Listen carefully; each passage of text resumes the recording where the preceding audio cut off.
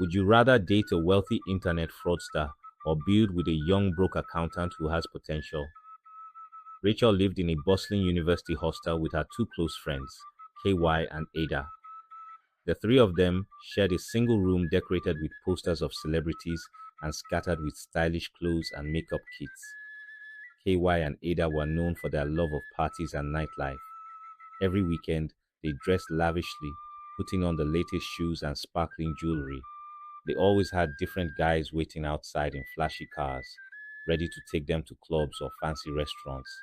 Rachel, on the other hand, was different. At 23 years old, she was a quiet and focused girl. She never missed her lectures and spent her evenings studying.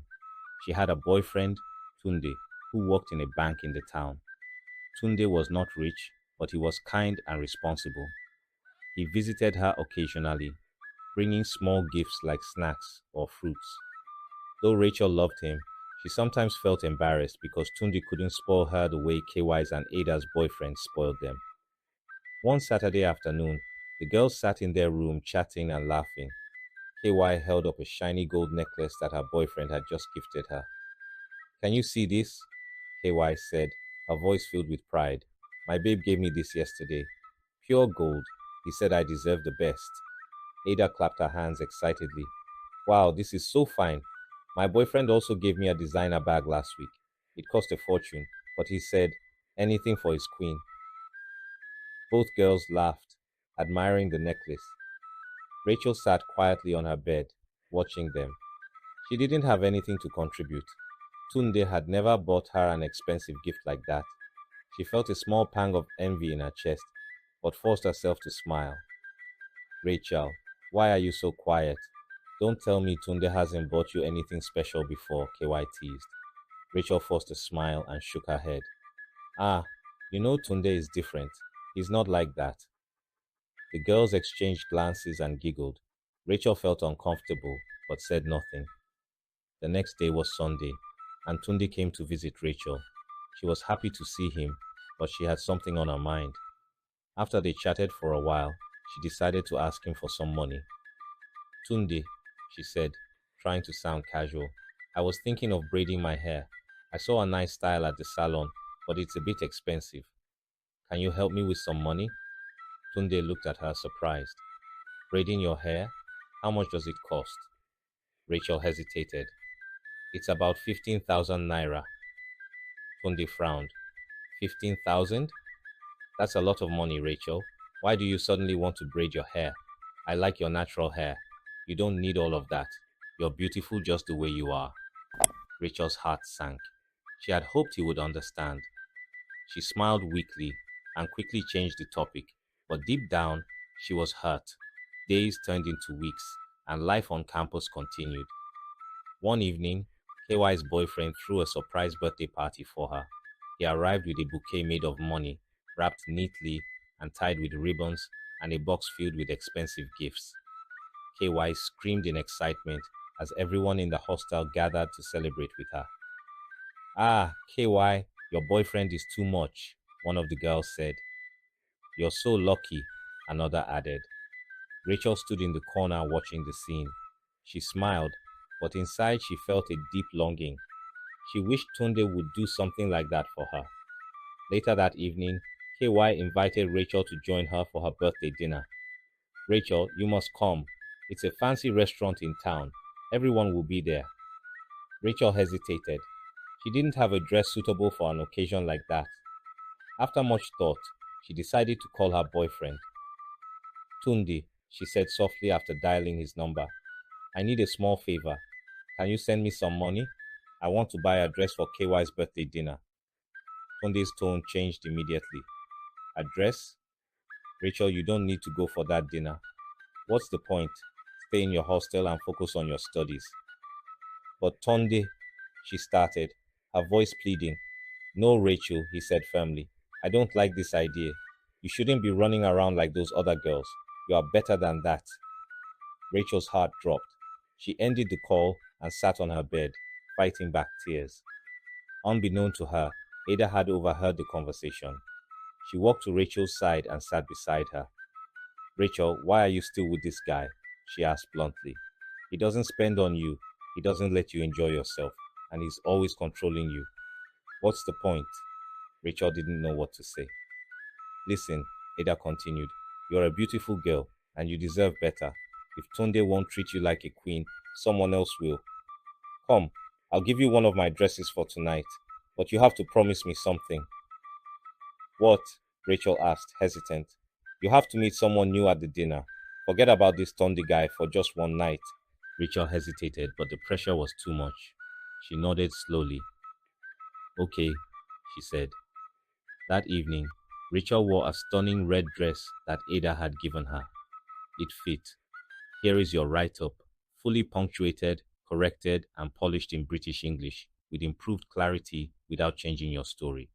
Her dress fit her perfectly, and for the first time in a long while she felt beautiful. As she stood in front of the mirror, Ada smiled. Now you look like a proper queen, Ada said. When they arrived at the restaurant, the atmosphere was lively. The room was filled with laughter, music, and the aroma of delicious food. KY's boyfriend had gone all out, and everyone was having a good time. As the night went on, Rachel felt a mix of excitement and nervousness. She had never been in such settings before. Her mind wandered to Tunde, but she quickly pushed the thought aside. Rachel, Ada whispered, pointing to a table across the room. That guy over there has been staring at you since we walked in. Ada said this, and they both laughed about it. The party was the kind of event that KY and Ada lived for. The VIP section of the restaurant was filled with loud laughs, flashing cameras, and bottles of expensive champagne on every table.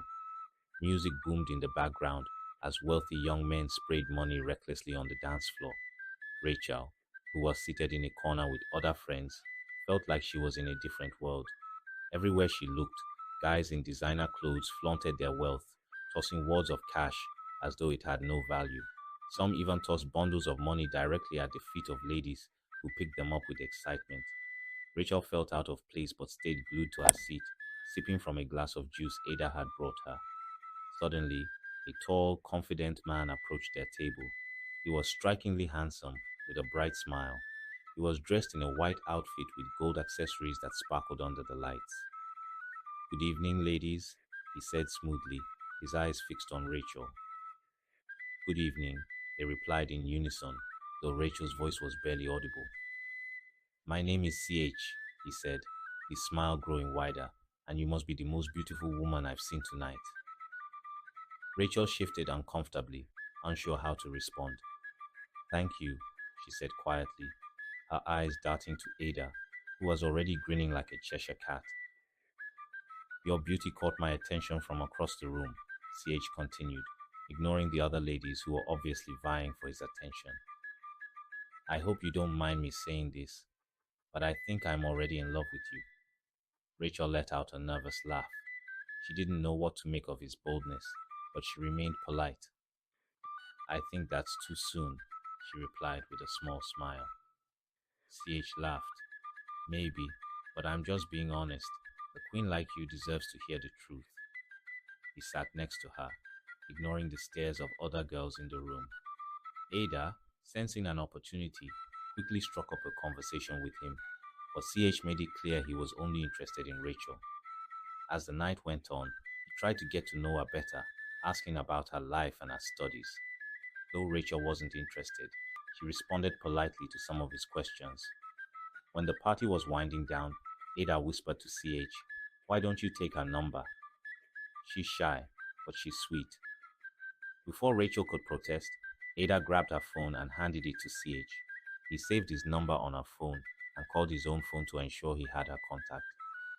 Thank you for making my night, CH said, flashing one last smile before walking off to join his friends. On the way home, Rachel was quiet. Ada, on the other hand, was buzzing with excitement. Can you imagine? The wealthiest guy at the party picked you out of everyone, Ada exclaimed, shaking Rachel playfully. Rachel rolled her eyes. I didn't ask him to. Don't be boring, Ada teased. He likes you, he's rich, handsome, and clearly interested in you. What else do you want? Before Rachel could respond, her phone rang. It was CH. Hello? He said warmly. Just wanted to make sure you got home safely. Yes, I'm home, Rachel replied, keeping her voice neutral. Good. I'll call you tomorrow. Have a good night's rest. As soon as the call ended, Ada screamed in excitement. Rachel, you're already in. This guy is serious about you. You need to give him a chance. Rachel sighed. She didn't like how fast things were moving, but Ada's words lingered in her mind. The thought of living a luxurious lifestyle like her roommates was tempting. For the first time, she began to reconsider her relationship with Tunde. The next evening, CH called and invited Rachel to dinner. Ada insisted she accept the invitation. Just one day, Ada said, "What's the harm? Let him show you how real men treat women." Reluctantly, Rachel agreed. CH picked her up in a sleek black car with beige interior, which smelled like expensive leather and fresh cologne. He drove her to a luxurious rooftop restaurant in the heart of the city. The restaurant was breathtaking, candlelit tables and a live band playing soft jazz. CH pulled out a chair for her and ordered the most expensive items on the menu. "You deserve the best, Rachel," he said, his tone smooth and confident. As they ate, Rachel decided to ask the question that had been bothering her. "CH, what do you do for a living?" CH paused for a moment, then smiled. "I'm a working guy." Rachel frowned. "What does that mean? What kind of... Here is your text, fully punctuated, corrected, and polished in British English, while keeping the story, meaning and tone exactly the same. "What work do you do exactly?" Rachel asked. CH leaned back in his chair, his expression smug. "I make my money on the internet. Buying and selling, that kind of thing." Rachel narrowed her eyes. "Buying and selling what, CH?" CH chuckled. "Rachel, you don't need to worry about the details. Let's just say I'm into making money online. You know, big money kind of things." It suddenly clicked. Rachel's heart sank as she realized what he meant. "You're an internet fraudster, aren't you?" CH's smile faltered, but he quickly recovered. "Look, everyone does it these days. It's just business. Why struggle when you can make easy money online? Don't let society's labels confuse you. What matters is the result, money." Rachel felt a wave of disgust. She pushed her chair back and stood up. "I can't do this," she said, her voice shaking. "Rachel, wait," CH called after her. "What's the big deal? Don't act like you've never spent money made from this kind of work before." But Rachel was already heading for the exit. When she got back to the hostel, she was fuming. Ada was sitting on the bed, scrolling through her phone. "Rachel, you're back. How was it?" Ada asked, grinning. Rachel dropped her bag and glared at her. "How could you set me up with an internet fraudster?" Ada raised an eyebrow. "Fraudster? CH told you that?" "He didn't have to. I figured it out," Rachel snapped. "How could you, Ada? You know me. You know I would never date someone like that." Ada rolled her eyes. "Rachel, you're being dramatic. How do you think young guys like him make money? You think they work in offices? Please." "That's no excuse," Rachel shouted. "I can't believe you'd encourage me to be with someone like that." Ada shrugged. "You need to open your eyes, Rachel. This is reality. Everyone is doing it. If you don't want to live in poverty, stop being naive." "I would rather be with Tunde," Rachel said firmly. "At least he's honest." Ada laughed mockingly. "Tunde? That same guy that calculates every naira before spending it. Go ahead and stay with him. Let me know when you're tired of being broke." Rachel didn't respond. She grabbed a pillow and lay down, her mind racing. Despite Ada's words, she knew she had made the right decision, but the pressure to fit in was becoming harder to ignore. Rachel was too upset to reply. She grabbed her towel and headed to the bathroom, hoping the cold water would calm her nerves. She thought about Tunde, kind, responsible, hardworking. He wasn't flashy like CH, but he was honest. Still, a small part of her wondered if Ada was right. Would she spend her life struggling because she refused to take shortcuts? The next morning, Rachel woke up to the sound of laughter. KY and Ada were sitting on KY's bed, looking at something on her phone. "Rachel, you're awake," KY said, smiling mischievously. Guess what? CH sent me a message last night asking about you. He really likes you. Rachel groaned. I'm not interested. KY and Ada laughed. Not interested? Stop lying to yourself, Ada said. You should be grateful a guy like CH even noticed you. I said I'm not interested, Rachel snapped. Ada raised an eyebrow. Suit yourself. But let me warn you, opportunities like this don't come every day. Don't come crying to us when Tunde starts asking you to split bills. Rachel ignored them, focusing on getting ready for her lecture. As she packed her bag, her phone buzzed. It was Tunde's message. Good morning, my love. I hope you slept well. I will call you later to check on you. Have a great day. A small smile crept onto Rachel's face. Despite everything, Tunde's thoughtfulness always reassured her.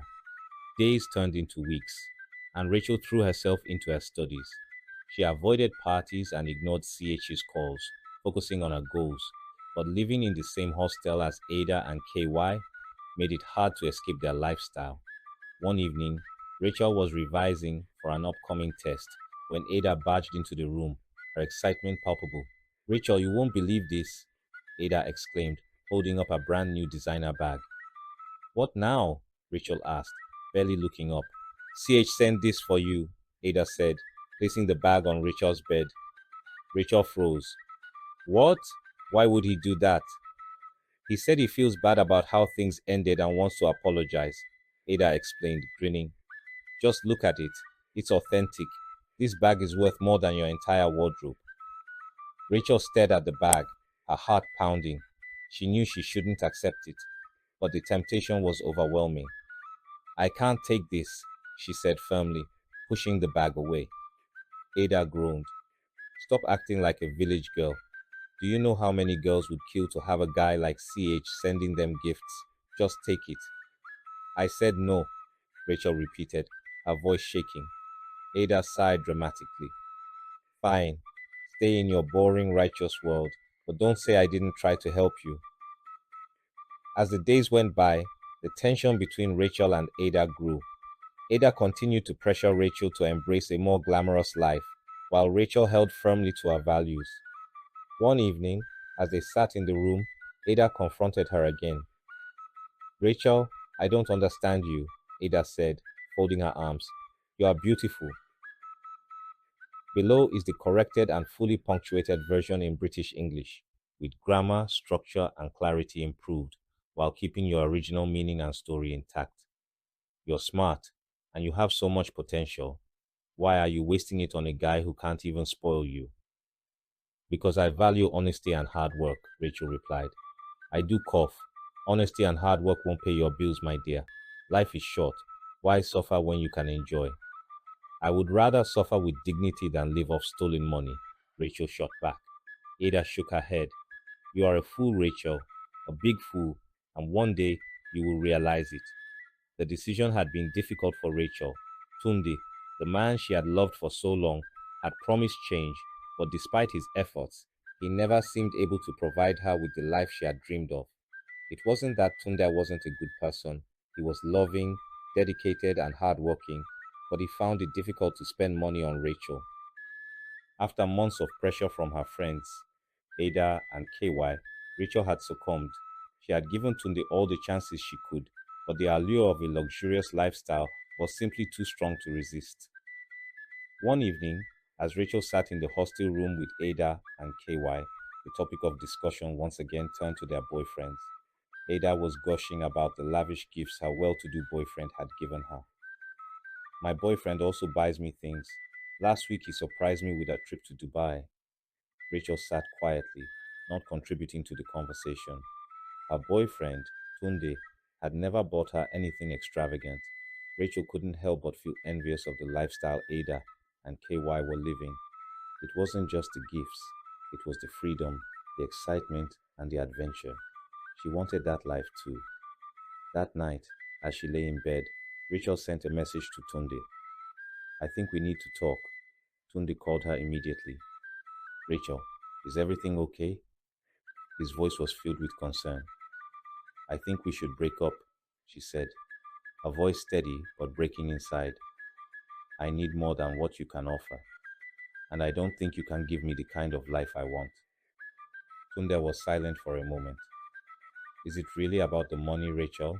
He asked, his voice filled with pain. I love you. I will do anything to make you happy. I'm sorry, Tunde, but I can't keep waiting. I want to experience more. She hung up the phone before he could respond. The next day, Rachel received a call from Chike, who was eager to meet her and take her out. As she prepared for their date, she felt a rush of excitement. Chike was everything she had dreamed of: handsome, charming, and incredibly rich. Their first date was at an exclusive restaurant where they dined on gourmet food and enjoyed fine wine. Chick showered her with compliments and made her feel like the most important woman in the world. After dinner, they went for a night cruise on a luxurious yacht. Rachel couldn't believe how quickly her life had transformed. As the days went by, Chike continued to spoil her. He took her on weekend getaways, bought her designer clothes, and even gave her a gold watch she had admired while window shopping. It was a lifestyle Rachel had never imagined, and she soaked it all in. But despite the outward happiness, a part of her still missed Tunde. She thought about him often, especially when she was with Chike. Tunde had always been genuine and caring, but he couldn't give her the life she wanted. Chick, on the other hand, had given her everything: money, status, and power. One day, as Rachel and Chick sat at a cafe sipping coffee and laughing, her phone buzzed with a message from Tunde. It was brief, but it made Rachel's heart ache. Rachel, I still love you. Please don't leave me. I promise I will do better. Rachel stared at the screen, torn between guilt and temptation. She hadn't spoken to Tunde since the breakup, but his message brought back so many memories. She remembered the quiet nights they had spent together, talking about their future and making plans. But that life seemed so far away now. Later that evening, Tunde called her. Rachel, please, I can't stop thinking about you. I've been trying to change, to make things better. I just need you to believe in me. Rachel bit her lip. Tunde, I don't know what to say. You've had your chances, but I can't wait any longer. I need more. But Rachel, don't you love me? His voice cracked, and Rachel felt the weight of his words. I did love you, Tunde. I really did, she whispered. But I can't keep living like that. I wanted more, more than what you could give me. Chai gives me everything I need, everything I want. There was a long silence on the other end of the phone. Finally, Tunde spoke. I can't stop loving you, Rachel. I will always be here, waiting for you to come back. If you ever realize what you've lost, I'll be here. Rachel hung up the phone, tears welling in her eyes, but she quickly wiped them away. She couldn't go back, not after everything she had with Chike. Months passed, and Rachel became more and more consumed by her new life. She rarely went to class anymore, spending her days shopping, partying, and traveling. Chike made everything seem effortless, and she felt like she was living her dream. But deep down, she knew something wasn't quite right. She didn't know much about Chick's work, but his wealth was undeniable. He was always busy on his laptop and on phone calls. One day, Rachel was sitting in his penthouse apartment when she saw police officers outside. They were here for him. They barged in, confiscating everything: his cars, his jewelry, his money. Chick was arrested, and Rachel was left in shock, unable to process what was happening. What's going on? What are they doing? She asked, but no one answered. Soon the news broke. Chike was being charged with internet fraud, a scam that had taken millions from unsuspecting victims. The luxury lifestyle that Rachel had been living was built on lies and deception. The man she had chosen over Tunde was a fraud, and now everything was gone. As the weeks went by, Rachel's life unraveled. The authorities seized everything Chick had given her: the houses, the jewelry, and the designer wear. She was left with nothing. Worse still, the university rusticated her for her involvement with Chiki. The media caught wind of her association with him, and soon her face was everywhere, branded as a companion of a criminal. Rachel sat quietly in her hostel room one day, lost in deep thought. Rachel, what are you thinking? Ada asked gently. Rachel raised her head slowly, her eyes red from crying. I don't know what to say, Ada. I thought I was living the dream, but now I have nothing. I've lost everything. Well, honestly, it was bound to happen, KY said. You cannot play with fire and not get burnt. Rachel spent the next few months trying to rebuild her life, but it wasn't easy. Her name was tarnished, and her dream of a luxury lifestyle was shattered. She realized too late that she had made the wrong choice. One evening, as she sat alone, looking at her phone, she thought of Tunde. She wondered where he was and what he was doing. Maybe, just maybe, he hadn't moved on. A part of her hoped he hadn't. She missed his kindness, his love, and his dedication. She thought of calling him, of going back. She picked up her phone and dialed his number. Tunde's phone rang. If you enjoyed this video, please share it so others can watch and learn from it too.